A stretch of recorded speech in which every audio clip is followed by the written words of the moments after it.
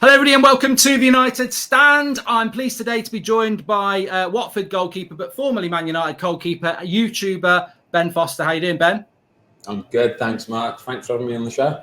No, it's great to have you on, especially with the season now over. Lots going on at United, lots going on with the Euros. Watford back promoted as well. For anybody who doesn't know Ben, and that will be because of age, Ben, not ignorance, we do get some younger viewers on. You were at United between 2005, 2010, is that right? That sounds about right. I couldn't tell you the exact dates, but yeah, I'm pretty sure it was about that time, yeah. So we're going to talk about Gea and Henderson because that's a big issue at the moment. But let's start off first. Tom Heaton is massively rumoured to be coming back to Manchester United in this goalkeeper shake-up that we've got. You've just been promoted with Watford. Was that ever on the cards that you'd come back to United? Is that, or do you fancy being a first-team goalkeeper for the rest of your career? Yeah, Tom's absolutely nicked my spot, the little git. I'd like earmarks that one off me. That was mine. I'm heartbroken. No, it wasn't yet. Not yet. I think for the while I'm still happy playing. You know, I still absolutely buzz off that match day feeling. I'm 38 years old now, and when I get to the point where I feel like I can't do it like I used to be able to do it, I think that's when I'm finally going to say, yeah, now maybe it's time to sort of move down the pecking order and, you know what I mean, be a 2, be a 3. Because you know that a lot of these bigger clubs, they always want the sort of the English goalkeeper as a third choice, sort of boost up the English quota. And not only that, most English goalies, the older ones anyway, like you see with people like Scott Carson, they're just good people to have around the place as well. Yeah, it's a bit like Joe Hart as well. He's done it a couple of times, hasn't he now?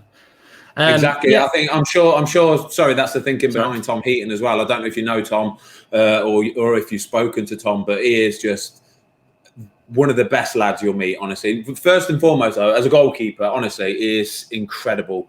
I was obviously at United with him when he was a kid, and he is the most technically gifted goalkeeper I think I've ever seen, honestly. You ask most goalkeepers that have played with Tom and trained with Tom, and they'll tell you the same thing. Technically, he is absolutely brilliant. But just to have around the place as a professional, as a guy, he's top class.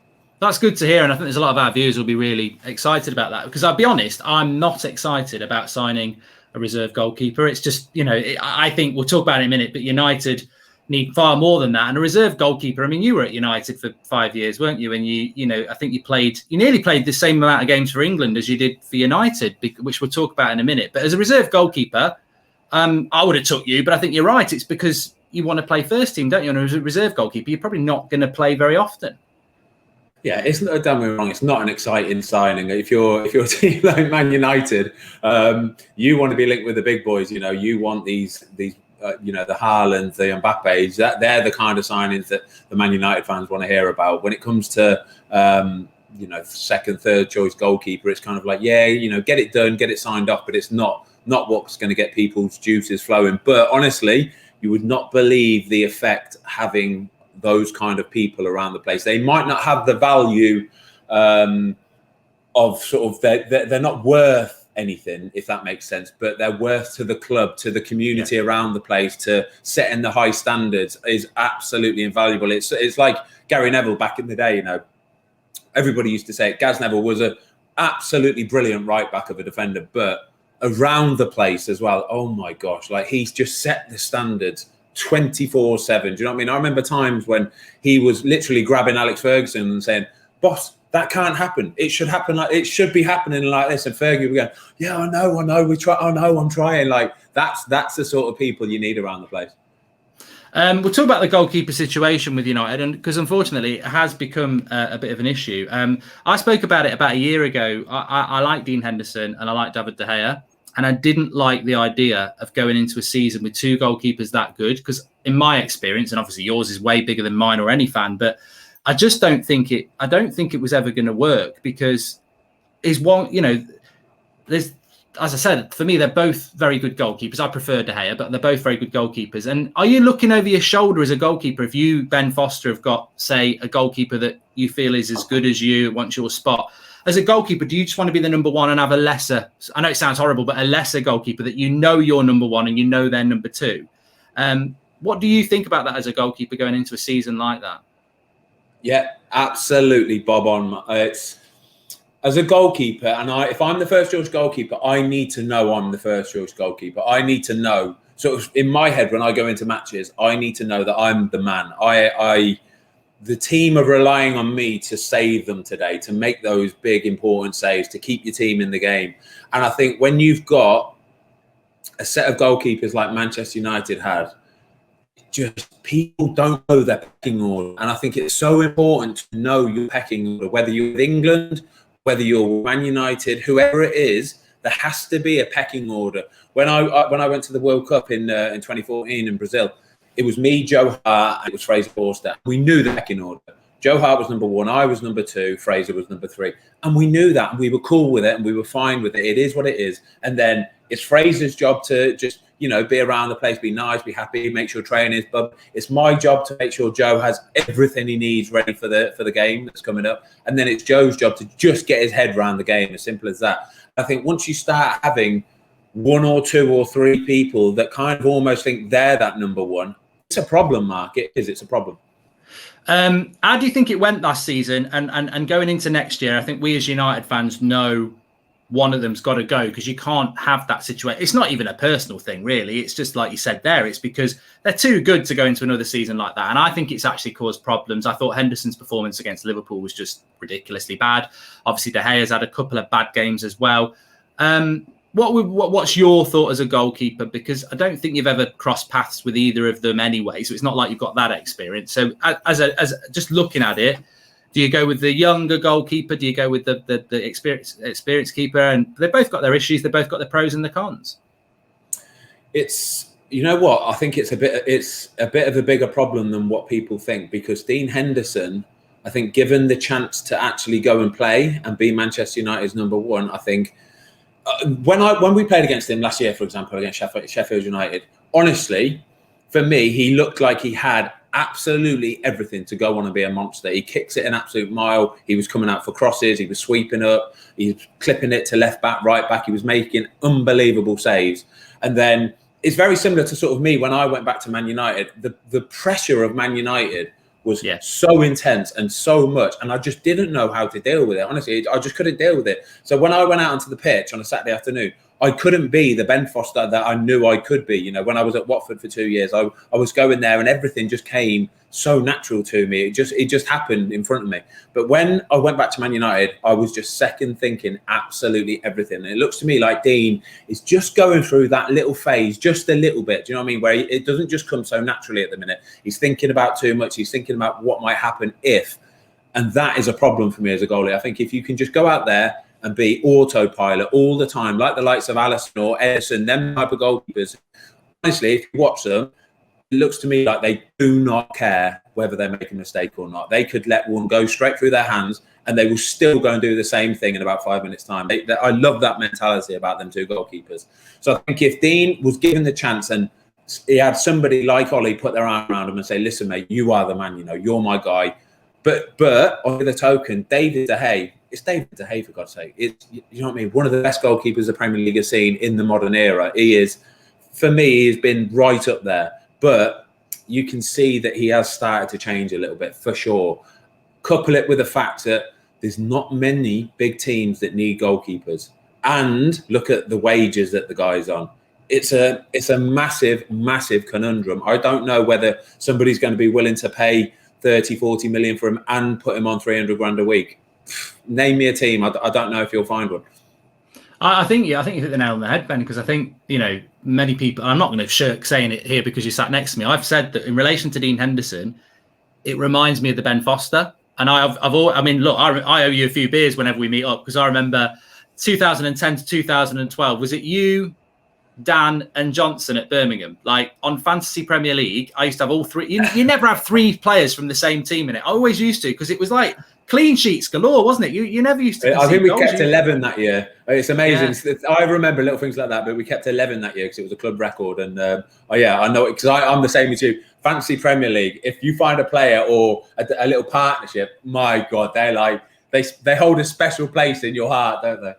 I think I won the work league that year, and it was like I did have you three in it, and everyone was like, "You'd never do that," and I was like, "They." And also, one of them centre backs always would pop up with a goal. I think you probably saved a couple of penalties or something that year as well. So, But no, I do think that. I think that, you know, Henderson sort of does remind me of yourself in a way that, look, there's definitely that ability to be United's number one, but it's a risk, isn't it? And also, you never really had that situation where you were like, this is my chance against an experience. It's not like Sir Alex said, oh, I'm really stuck between you and Van der Sar. He always went with Van der Sar, didn't he, really? So, definitely but it is that situation. He would always say, it was Van der Sar. Do you know, at that moment in time, honestly, when Edwin was there, I can honestly say I don't think there was a goalie anywhere in the world that could do what Van der Sar did at that moment in time. He, honestly, not like I say, not only as a bloke, but as a footballer, as a whole kid, he was the best. He was honestly the best. I learned so much from the guy. It was incredible. So, like I say, it's that pecking order. I knew my place. It was Thomas Kuszczak as well, and we knew our place. It was Edwin van der Sar, simple as that. So you just sort of got on with it and tried to help him as much as you could. Yeah, I think it's going to be really interesting, and I think you're right that with De Gea, it's like how you're going to move him on. My fear is that this is a Glazer thing where they've looked at Henderson, he's on less money, and they just want to save money with De Gea. But I worry how Ollie's going to handle it, because you're right. If he can't offload De Gea, and you know he goes into that situation next year. I mean, I've never really played in goal, but I just think you can sense in both goalkeepers. I don't know whether you watched United play against Liverpool, but when Salah ran through. And Henderson's, I mean, he closed his angles worse than I would. And I did a bit of goalkeeping when I was like 15, and it's all, well, you tell me. But one of the things they taught me was about knowing where your front and back post is when they're closing an angle. And like he literally left like I would have scored that 1-on-1. And it's like that's not a goalkeeper that's doing the things that he was doing at Sheffield United, is it? No, Dean Henderson knows his angles, he knows his technique, he knows everything. What happened in that moment in time, and what I think has happened a few times since he's been playing, because he did play quite a few games towards the end of the season, is when your brain isn't working properly, when you're low on confidence, honestly, it just affects everything. Everything is off kilter. So you don't do stuff that comes so naturally to you. Like I say, at Sheffield United the year before, everything was natural to him. He just knew what he was doing, and he flowed, and it was effortless, and it was lovely. You can just see him second guessing himself all the time. But he has got the raw essentials, and for me, that's a massive plus. Honestly, if he can learn to overcome the few little bits and bobs, he could honestly go on to be a monster. But that's football for you. You never know. Like if you play Football Manager, for example, you can get these players that have all the attributes on paper, but if their mentality, their psychology, that side of it isn't the same, it doesn't matter. It's 50-50. You can have the technical, but the mental side is 50-50 as well. Which way? I mean, I don't know whether you have any personal opinion on it, but which way do you think Ollie's going to go on this next season? Do you think he will stick with De Gea, or do you think he'll go with Dean? I think one of them will move on. I think he will stick with Dean Henderson, but I think one of them will move on for sure. If you want to just touch on Romero as well, I honestly thought he was an incredible goalie. I'm gutted he's gone, honestly. I don't understand it, really. What a goalie. Best backup goalkeeper in the league, surely, yeah. And badly treated third choice goalie. Oh, my God. Wow. Yeah. Incredible. Yeah, we paid him $4 million for a year and never used him. That's United. That's United. Let's have a quick chatting about United. I mean, I don't know whether what you're up to now, end of season, you Watford next year, maybe you just switch off, or maybe you know what's going on in the transfer window. In relation to United, I don't know, what do you feel that United need? I know you played against us. I don't know. Did you play against us in the cup, or did you just make the changes? Dan Batman played in that one. I thought so. Yeah, but yeah, what's your observations on United as a side? We finished second this year. Obviously, been linked to people like Sancho, a centre back. What do you think about United in relation to trying to close that gap to a Man City or maybe a Chelsea now? Yeah, I think you are probably 3 players away, 3 big boys. I mean.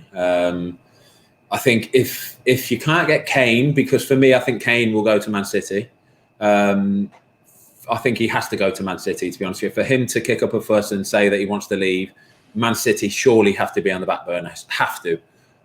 If Man United could get someone like Haaland, I mean just Haaland, it has to be Haaland, basically. I think whoever gets Haaland, you may as well just pay what it takes, because them players don't come around. They don't. Like it's almost like signing a Messi or a Ronaldo. They are that much better than the rest that you have to just pay it. Do you know what I mean? So just pay it and it's done. I think if you could get somebody like a Sancho, I think he'd thrive massively, massively, and I think he'd improve Man United. And a big centre back, a massive big centre back. I'm talking the likes of someone like Varane, somebody like that.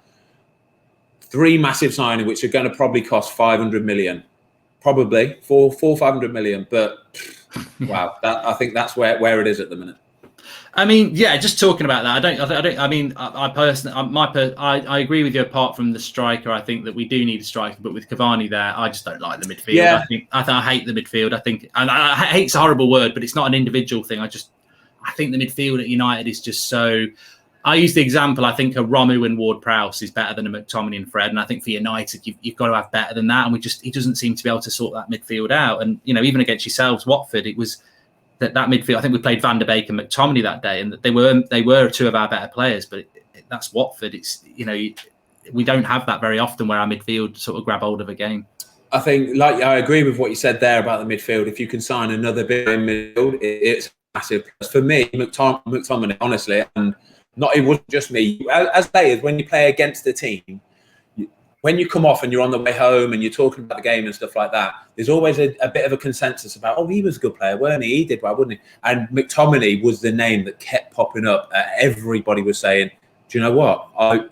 He's surprised me so much. He's massive, he's tall, he was quick, he was getting about the place, he was ratting, tackling. When he got the ball, he was quality. I think McTominay's the sort of guy that you should always keep hold of, because I think he's just one of them players that will not necessarily probably start every week, but in a few years' time, he could genuinely become one of those players, like someone like a Darren Fletcher, for example. Do you know what I mean? That kind of guy where he's always there, he's always does his job. You know exactly what you're going to get from him. Somebody like that, I think, is worth their weight in gold, honestly. It's interesting on McTominay because a lot of people will be watching this going, oh, look at Mark's face. He can't stand that because he doesn't like McTominay. And it's not, I don't dislike McTominay. And I think, well, it's great when you speak to footballers and you have that chat because they're on the pitch. And look, it's a long time since I've played, but, you do come up against opposition that you struggle against that maybe a spectator doesn't see. And Sir Alex Ferguson, Michael Carrick, Jose Mourinho, Ole Gunnar Solskjaer, they all love McTominay. There's obviously something there.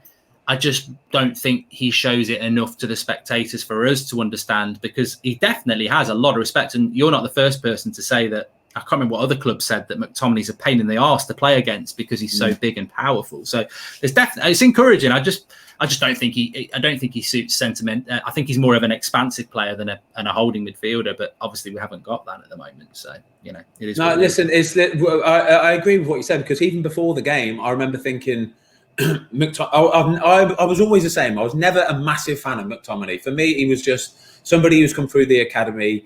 It was almost like they were forcing him into the team. He has to be, let's force him in because he's come through the academy, and we'll forgive his shortcomings. But honestly, watching the match, he fully changed my opinion completely, and all the players that played against him as well. But quickly, like you said a minute ago, about Cavani. Totally agree, to be honest with you. Cavani finished the season like an absolute tank, like a beast. There's a lot of people I say to as a goalie, when the ball's in the air and somebody's about to head it, there's a difference between being good in the air and being able to head the ball and actually knowing where they're putting the ball. Like that guy, he reminds me a little bit of Solskjaer, where you remember Solskjaer, whatever he did, he would put it in the back of the net. That's all he did. He would put the ball in the back of the net. And that bit of skill to be able to just put the ball in the back of the net is worth its weight in gold. However, though, if Man United don't get Haaland this season, I do worry that he would go to someone else and you're not getting him ever again. It's just interesting on that. Just come into my head as a goalkeeper, and obviously, I think you've got the record for the most saves in Premier League history, haven't you? Is that right? Yeah. Are you aware of that? Yeah. So there you go.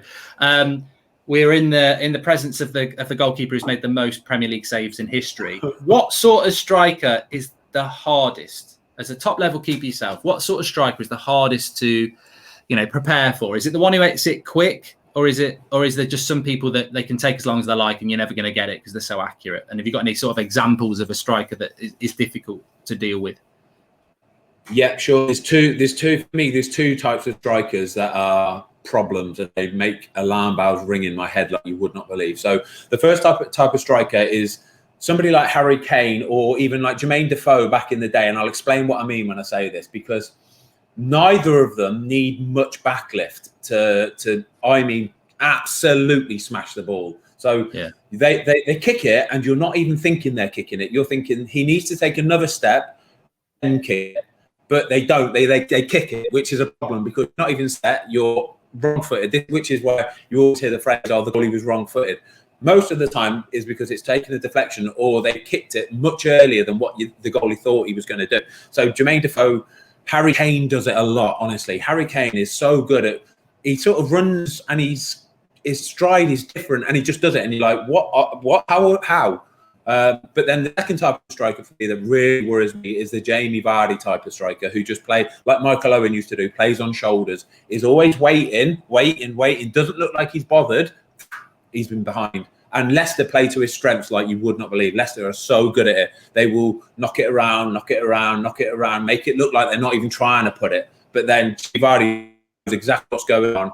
And before you know it, the ball's over the back four and he is in acres of space and he's one-on-one. And he does it week in, week out. He is incredible at it. Like Michael Owen used to do in his pomp as well. Yeah, it's interesting to know that because it's like, you know, it's a bit like I used to play centre-back a lot, and United, you get these inverted wingers now, and they're, you know, like Ashley Young used to play left wing, Rashford does it now. They're never going to whip a crossing off the left. And when I used to play centre-back, I'll love it if they stop before they're crossing because it just gives me a bit of time to like, see when I'm a striker is that. But if they whip it in straight away, I'm like, that's when you panic, especially in that area between you and the goalkeeper. So it's a bit like that with shooting then. It's like, you know, the ones who hit it quicker, they're the ones who are the concern, really. It's exactly we said that. Even with wingers, it's exactly the same thing. If a winger doesn't, the good wingers are able to sort of just see out their peripheral vision. Do you know what I mean? They can see sort of what's in there, so they know an area to hit. As soon as they put their foot on the ball, look, everybody gets their position back again. Everybody, including the goalkeeper. So, like I say, if you're an inverted winger, for example, the goalkeeper knows he can take 3-4 steps further out as well to come and help the defence because it has to curve all the way around. So it does. It is so much easier to do. But this is why the best players in the world get paid what they do because they know that as well. So they don't need to take a look and stop. They just put the ball in. It causes absolute carnage. Let's go back to your time at United. Obviously, Solskjaer was there, wasn't he? Yeah, Solskjaer was definitely there. And Michael Carrick was there. Both big figures at Manchester United now. What was your sort of experience then? Because I was reading something this morning about, you know, you were very happy that Roy Keane left.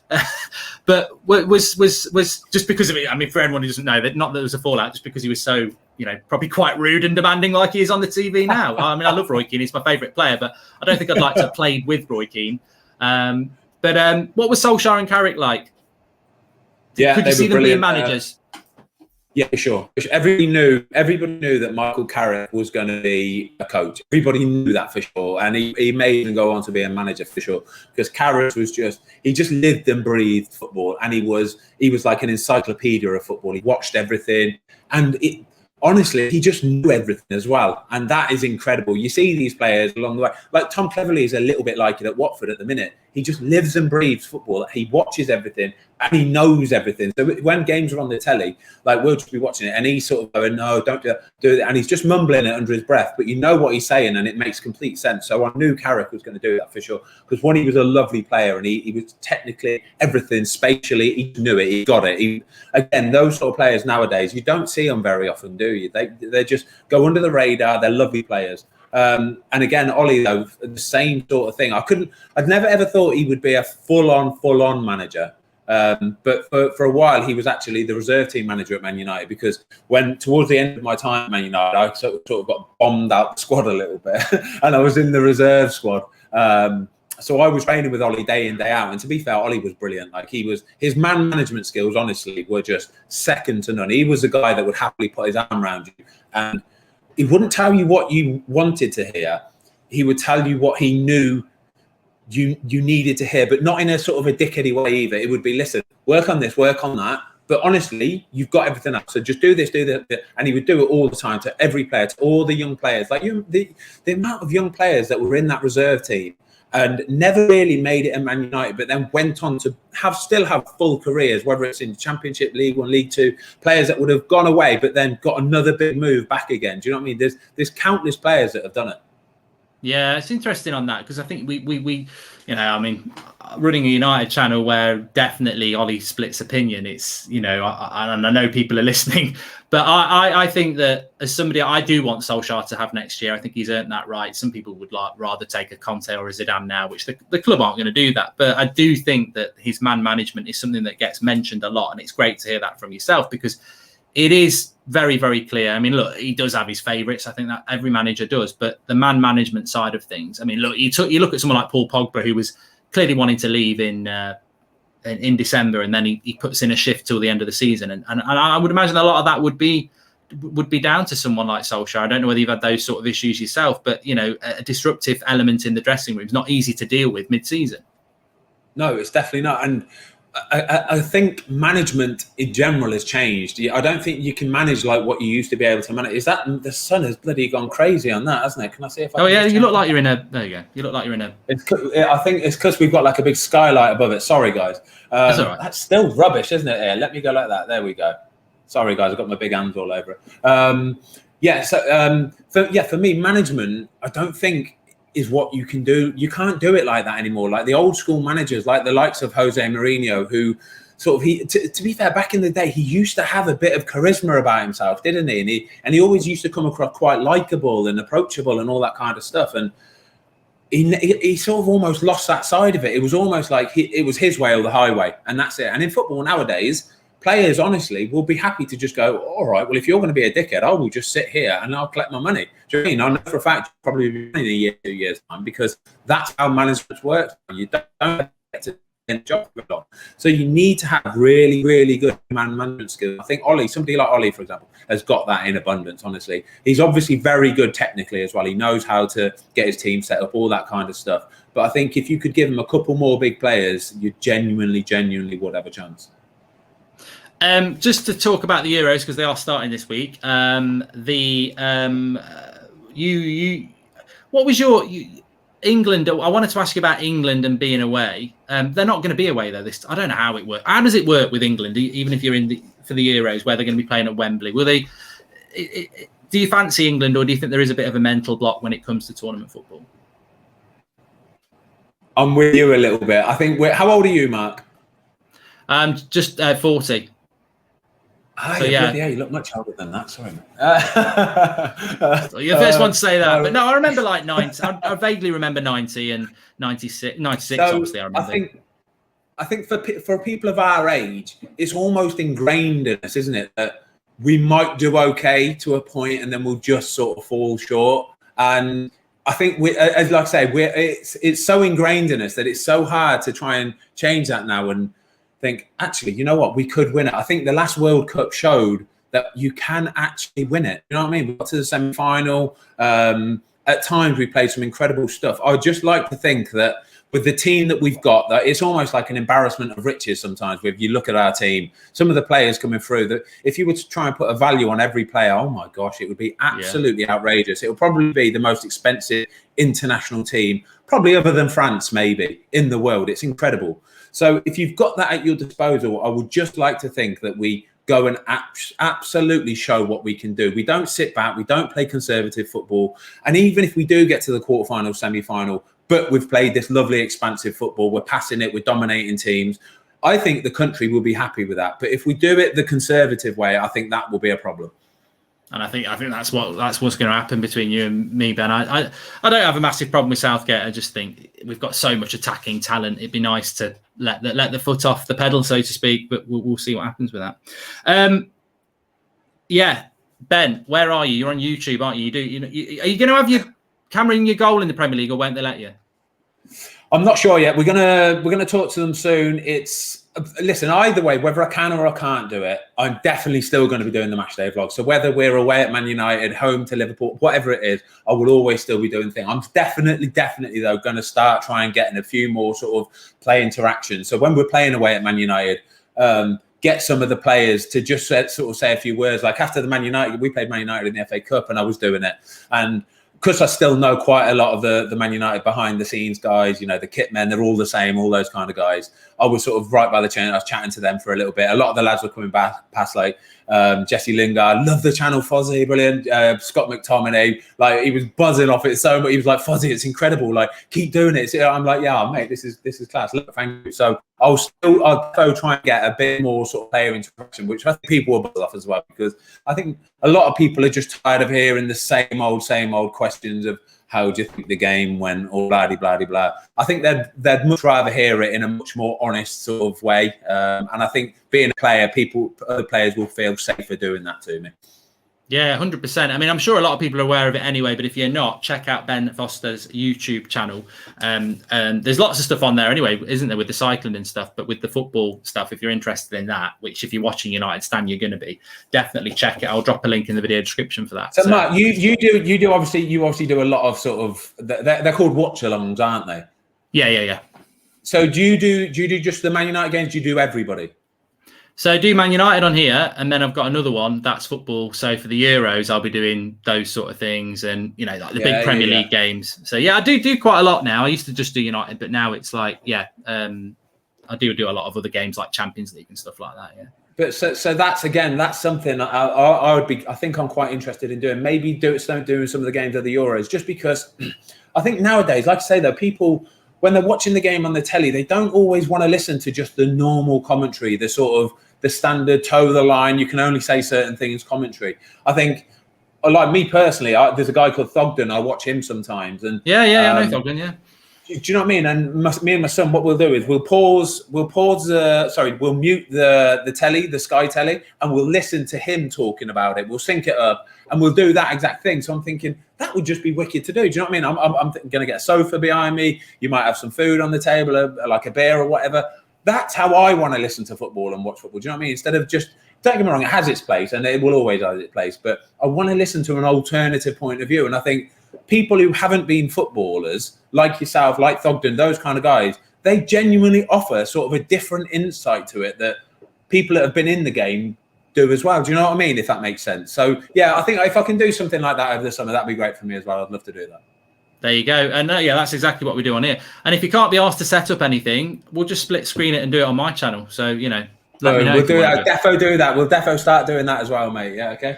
Love it. All right. Well, big up for Ben for coming on the show, and we'll leave it there. But smash a like on the video, everyone. I'll drop Ben's stuff in the video description as well. And as I said, Ben, big up. Thanks for you coming on the channel. Pleasure, mate. Thanks for having me. Wicked. I'll just end it there and then.